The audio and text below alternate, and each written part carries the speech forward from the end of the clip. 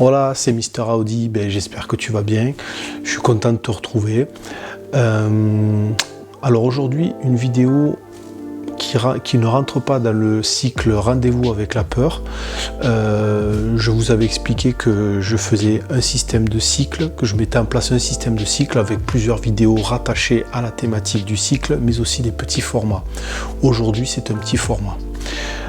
Je me profite de ces quelques minutes pour vous parler d'un événement. En tout cas, pour moi, c'est un événement parce que ça fait 2 ans que j'en entends parler, puisque je suis le projet de très près depuis 2 ans, ou allez, 1 an et demi. On va pas grossir le truc, mais le 27 novembre 2019 sort sur la plateforme Netflix le dernier film de Martin Scorsese, The Irishman.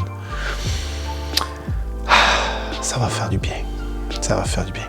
Alors oui, il sort sur Netflix. Il ne sortira pas en salle, les amis. Non, il ne sortira pas en salle en France. Il sera prévu dans quelques salles aux États-Unis, mais pour des questions de droit, c'est pas très clair cette histoire. En France, il ne sortira que sur Netflix. Donc vous aurez l'occasion de le voir à ce moment-là, à partir du 27 novembre. Donc c'est une vidéo où, en quelques mots, je vais vous présenter le film et aussi vous faire vous aider avant de le voir, de comprendre un peu mieux les mécanismes qui font un film de Martin Scorsese. Un film qui réunit un casting que j'attendais depuis très très longtemps. On a Robert De Niro, on a Joe Pesci, donc tous les deux âgés de 76 ans, on a Al Pacino et on a Harvey Keitel. Donc Robert De Niro, la dernière collaboration avec Martin Scorsese, c'était sur Casino, donc il y a à peu près 24 ans. Donc je crois ils ont fait 8 ou 9 collaborations ensemble. On a Joe Pesci. Je ne sais pas si tu te rappelles de ce petit nerveux qu'on retrouvait dans Les Affranchis ou dans Casino, qui est éclaté à coups de stylo, la carotide d'un grand gars. Un mec un peu nerveux, un personnage scorsésien très violent, très sadique. Mais voilà, il est parmi nous.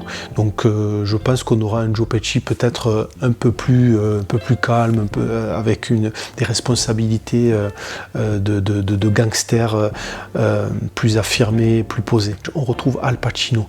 Donc c'est la première collaboration avec Martin Scorsese et la troisième avec Robert De Niro. Après Hit et l'ordre, et que je vous dise pas de bêtises, voilà, je regarde mes petites notes, La Loi et l'ordre. Donc et Harvey Keitel, bien évidemment. Harvey Keitel qui a joué dans de nombreux films de Martin Scorsese. On a tous en tête Main Street. Voilà. Donc là, vraiment, on revient aux sources, au vrai film de gangster de l'époque, à la Martin Scorsese. Enfin, en tout cas, je l'espère. C'est inspiré d'un roman de Charles Brand qui est sorti en 2014, et dont le titre est « J'ai tué Jimmy Hoffa ». Jimmy Hoffa, donc, est incarné par Al Pacino, est un leader de l'Union des syndicalistes, donc un mafieux, qui a été assassiné, soi-disant, par un autre syndicaliste, on va dire de seconde zone, Monsieur Frank Sheeran, qui est incarné par le personnage de Robert De Niro. Joe Pesci, lui, joue Russell Bufalino, donc un membre de la pègre. Donc je ne connais pas très bien l'histoire, mais je pense qu'il y a des accointances entre tout ce petit monde-là. Et Frank Sheeran a donc, lors d'une interview, avait expliqué qu'il était l'auteur de la mort de ce fameux ponte de la mafia, mais qu'il a travaillé pour lui pendant 30 ans et qu'il est à l'origine de sa chute. Donc voilà, un film assez prometteur. Et quand j'ai vu le teaser, j'ai pas pu m'empêcher de penser au film de Sergio Leone, Il était une fois en Amérique, où le film s'étale sur 40 ou 50 ans, j'ai plus en tête, mais je sais que c'est une fresque historique qui est développée dans le temps, où on voit des personnages jeunes, ces mêmes personnages rajeunir, alors non pas par les procédés techniques d'aujourd'hui, mais voilà, par les moyens de l'époque. Et j'ai l'impression qu'on est un peu dans quelque chose comme ça, c'est-à-dire que je pense sincèrement que, alors peut-être il n'y a pas de lien, après avoir vu le film, je me dis que ça n'aura rien à voir, mais j'ai fait le lien, voilà, tout simplement. Et on sent que Martin Scorsese arrive vers la fin. J'ai un peu l'impression, un peu comme Clint Eastwood, que c'est un film un peu testamentaire, où il avait envie de réunir des gens qu'il aimait, avec qui il a réussi à tourner pendant des années, qui ont fait ce qu'il est aujourd'hui. Hein. C'est grâce aussi à ses acteurs, et qu'il a voulu les réunir pour un dernier film, quoi. Enfin, ça donne un peu cette impression. Un film qui a coûté, alors attendez, je regarde mes notes parce que ça c'est important, plus de 125 millions. Donc c'est un projet qui a mûri il y a à peu près 8 ou 9 ans. Et il s'est toujours, il avait envie de retourner, Martin Scorsese avait envie de renouer avec Robert De Niro, sauf que ça demandait des techniques de fou, de rajeunissement. Et Netflix ont été les seuls à pouvoir répondre financièrement et qui ont voulu suivre Martin Scorsese dans son délire. Un gars comme Martin Scorsese n'a pas été suivi. Alors, il y a une polémique très importante autour du choix de Martin Scorsese d'avoir voulu collaborer avec Netflix, mais quelque part ça peut se comprendre. Un mec comme Scorsese qui arrive en fin de carrière, on n'est pas capable de le suivre dans un projet, dans un ultime projet, on va dire, enfin ça c'est moi qui fais l'interprétation, pour pouvoir mettre en avant une œuvre cinématographique comme celle qu'il a mis. Donc c'est un film de 3h30 avec des gros moyens. Et il s'est retourné vers Netflix parce qu'ils ont été les seuls à tendre la main. Puis il ne faut pas oublier quand même qu'il fait partie de ces gens qui, avec Spielberg et Coppola, ont mis en place une démarche pour essayer de conserver les films du patrimoine, pour essayer de conserver leur qualité. C'est quelqu'un qui vient du cinéma, qui est un cinéphile. Donc effectivement, on peut dire que c'est un vendu parce qu'il est allé chez Netflix, etc.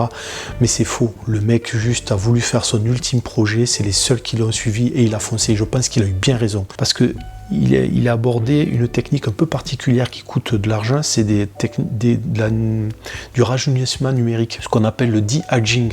Donc c'est à partir d'un visage, ça permet justement de le rajeunir. Les prémices, ça a été démocratisé avec le film de l'étrange histoire de Benjamin Button de Fincher, ou alors très récemment le film de Will Smith, avec Will Smith et Gemini, un Terminator Dark Fate dès le début avec Linda Hamilton, et l'apparition d'Edouard Furlong, enfin, voilà, qui est aussi ahurissante. Voilà, donc c'est des techniques qui sont là, on peut y croire ou pas, voilà, c'est un peu le problème que je vais me poser par rapport au visionnage, est-ce que c'est crédible ou pas. Avant d'aller le voir ce film, je pense qu'il faut avoir quelques éléments en tête pour comprendre un peu mieux le cinéma de Martin Scorsese. Il y a quelques années, en 2000, je crois que c'était il y a 6 ans, il a sorti un film qui s'appelle Le Loup de Wall Street, avec Leonardo DiCaprio. Franchement, ce film-là, on m'aurait dit qu'il avait été fait par un gars de 25-30 ans, dans l'air du temps, etc. Je l'aurais cru. Tellement le film va vite, tellement il est découpé, tellement ça va vite, ça cut, ça envoie, c'est jeune, ça sent le jeune, quoi. Mais non, le mec a plus de 70 ans. Un peu comme George Miller avec son Mad Max Fury Road. Les mecs sont en phase avec leur temps, c'est incroyable. Bon bref, tout ça pour dire que ce film-là, il est jeune et il est vite, et il est rapide. C'est un film rapide. Et c'est ce qui caractérise un peu le cinéma de Martin Scorsese, c'est la vitesse. Tout va vite. Tout s'enchaîne. Casino, il y a des passages où ça va vite. Dans Les Affranchis, c'est la même chose. Et cette vitesse, qu'est-ce qu'elle permet? Elle permet de créer une communauté, mais une communauté à travers les yeux de Martin Scorsese. Une communauté qui n'est pas en lien qui n'aime pas être en lien avec le monde extérieur, la politique, etc. Dans plusieurs films, ça se vérifie. Dans le film Casino. Donc c'est une vitesse qui crée comme ça des communautés, des personnages. Alors quand on reconnaît un personnage scorsésien, généralement c'est un personnage un peu névrosé, limite pathologique, quoi. Prenez le film La valse des pantins avec le personnage de Rupert Pupkins. C'est un personnage complètement névrosé qui va jusqu'à enlever Jerry Lewis pour prendre sa place et être reconnu dans le monde du talk show, etc. Enfin, vous avez aussi dans Taxi Driver Travis Bickle. Donc ça, là aussi, personnage qui broie du noir par la solitude, etc. Enfin, qui en arrive à commettre des actes de violence. Voilà. Donc ça c'est important. Et leur trait commun à toutes ces personnes, c'est le contrôle et la maîtrise. Voilà, c'est des personnages qui aiment contrôler et maîtriser leur environnement. Donc en général, cette vitesse, elle permet quoi? Elle permet de faire grimper la communauté. D'accord, ça se vérifie dans Les Affranchis, ça se vérifie dans Mainstream, ça se vérifie dans Casino. Ça monte, on sent l'ascension de cette communauté pour à un moment donné la voir chuter. Donc il y a toujours deux phases dans les films de Scorsese, en tout cas quand il aborde le gangstérisme, c'est que ça monte et ça descend. Et cette communauté qui est créée avec la vitesse, c'est une communauté qui rejette en bloc la réalité. La réalité, c'est-à-dire, je pense que c'est presque une peur chez Martin Scorsese, c'est cette peur de la banalité, de se retrouver comme un individu lambda, vous voyez. On le voit dans le film Les Affranchis à la fin. C'est maintenant le plus dur. Aujourd'hui, tout a changé. Y a rien qui bouge. J'attends que ça se passe comme tout le monde. Même pas moyen de manger correctement. Le jour où je suis arrivé ici, j'ai commandé des fettuccine et sauce marinara et j'ai eu des nouilles au ketchup. Je suis un quelconque minable.